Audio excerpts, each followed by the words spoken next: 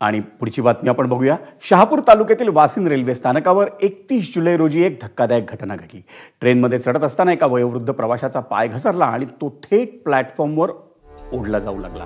Train वेग घेत असतानाच डब्याच्या दारात उभ्या असलेल्या प्रवाशानं त्याचा हात पकडून सावरण्याचा प्रयत्न केला, पण त्याला त्या माणसाला ओढणं अशक्य झालं आणि त्यावेळी कर्तव्य बजावत असलेला रेल्वे पोलीस कर्मचारी किशोर परटोले यांनी क्षणाचाही विलंब न करता तातडीनं ट्रेनच्या दिशेनं धाव घेऊन त्या वयोवृद्ध माणसाला प्लॅटफॉर्मवर सुरक्षित ओढून त्यांचा जीव वाचवला.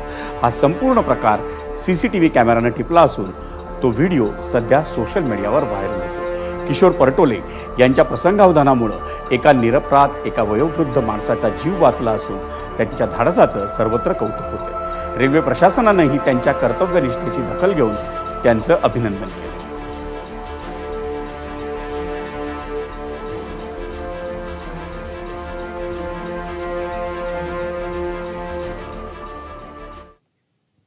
आणि या बातमीनंतर मुंबई ईस्ट वेस्टमध्ये घेऊयात आणखी एक ब्रेक, पण तुम्ही पाहत राहा एबीपी माझा.